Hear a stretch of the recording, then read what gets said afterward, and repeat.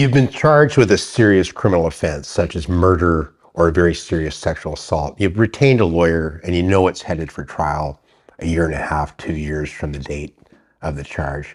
And you might ask yourself, how is my lawyer going to prepare? What does he or she do behind the scenes to properly prepare all the steps to get ready for a trial that's going to take perhaps weeks in court, sometimes months? Well, it's an onerous process. So a lot of people think that criminal lawyers just rely on talent. We show up in court, but the reality is there's literally hundreds of hours of preparation to be done in cases like this. And it starts with the disclosure. In Canada, we have to get all of the disclosure, and we have a right and an obligation to get all the disclosure from the Crown. What that is all the witness statements, all the evidence they have. In complex cases, this might consist of hundreds or in some cases even thousands of pages of documents. As a criminal lawyer, you must master that disclosure. You have to have almost a memorized version of every event that goes on in those packs and separate what's relevant and irrelevant and organize it properly. That's the first step, and that can take dozens of hours in and of itself, just wrapping your mind around a complex case that's going to take weeks in court. Then there's literally endless meetings with the client. I like to start my meetings with the client. Eventually, the client needs to review all the disclosure as well, but I review it with them. I have the client sit down and review the disclosure as well, write out their version of events, point things out to me, and go over it and over it and over it with him or her and on my own as well. So I have a complete mastery of the facts. I'm now able to isolate all the factual and legal issues. Basically, I have to memorize the facts, and that's an onerous task in these big cases. And I have to figure out all of the legal issues as well.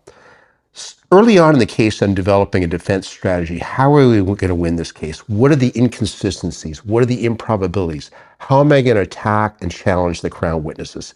That's developed with the client in conjunction with listening to their version of events and putting a plan together and explaining it to the client very carefully. And this requires endless research, endless meetings, and endless review of that disclosure.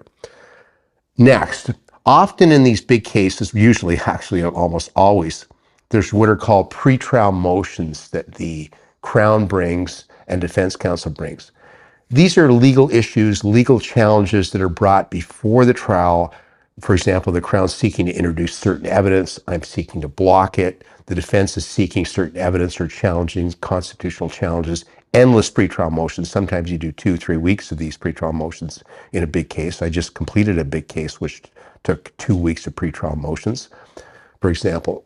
So this requires written legal work, legal research, producing facts, producing case law, and then appearing in court and making those legal arguments to challenge the Crown's case, hopefully to throw out certain evidence, block the Crown from calling other evidence, and perhaps introducing and seeking to introduce certain evidence that we're going to seek to introduce.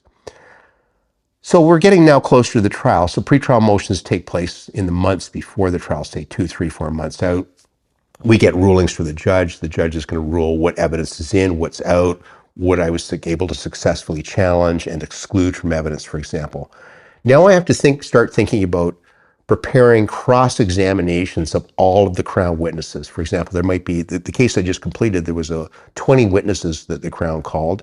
So I have to, well in advance of the trial, prepare all that. I mean, each outline of my cross-examination in that case was 15, 20 pages, for example. The complainant's outline was 40 pages. You have to have your themes, your chapters, break it down, be able to confront that witness intelligently. So it's a very ongoing process. It's this day by day by day work.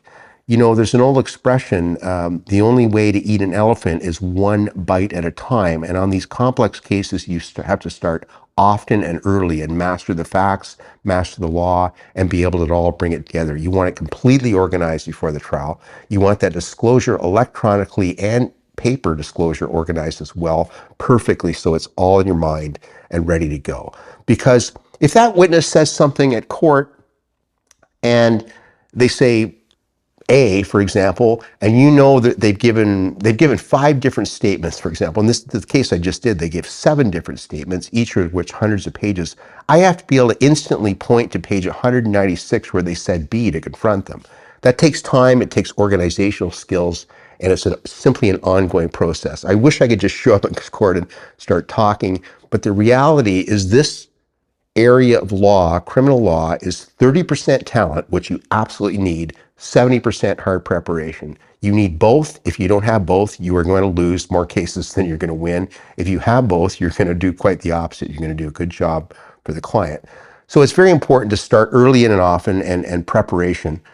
The next thing is I'm going to be preparing my witnesses to testify. I might call my client, I might not. There might be other witnesses, but I need to go through mock examination in chiefs and mock cross-examinations with them.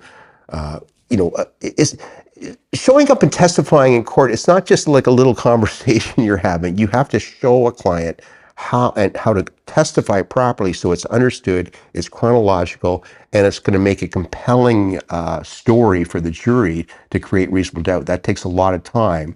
In the case I just completed, for example, we called about 7 different defense witnesses, and I spent hours and hours with each one preparing, including the client and including some of the witnesses from jail as well that we had to prepare. So actually witnesses for the Crown were in jail too, and I had a witness that was in jail. So that takes a lot of time, a lot of effort. So in the weeks leading up to the trial, you're doing your final trial prep, you're honing your witnesses, you're doing mock cross-examination, mock in chief, you're honing your strategy, you're putting it all together, and you're getting it all on paper so you have a guide when you're in court.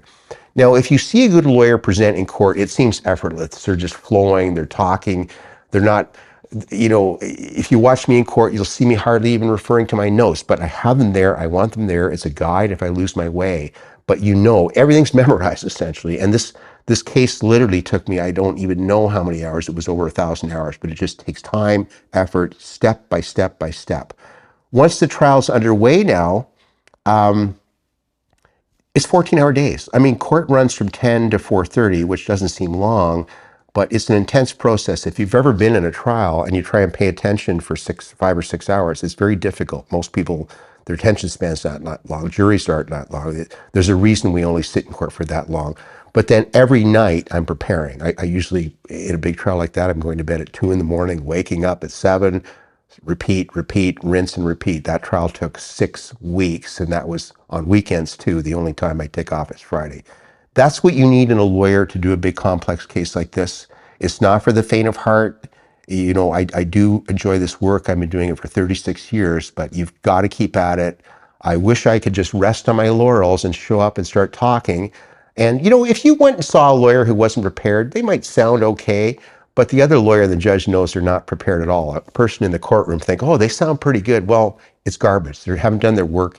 They can't pick out inconsistencies. They don't have their theories right. Their law's not good. Wonderful. They got some talent. That's half the battle.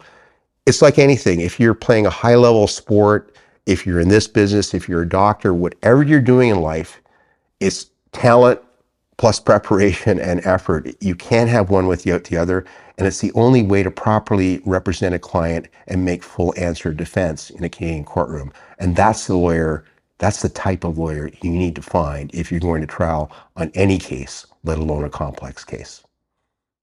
Thank you for watching our video. We are absolutely committed to bringing you the best possible criminal and DUI educational videos. If you found this video helpful, please like it and subscribe to our YouTube channel. If you've been charged with a criminal offense in Ontario and require our services, please click on the link in the description below.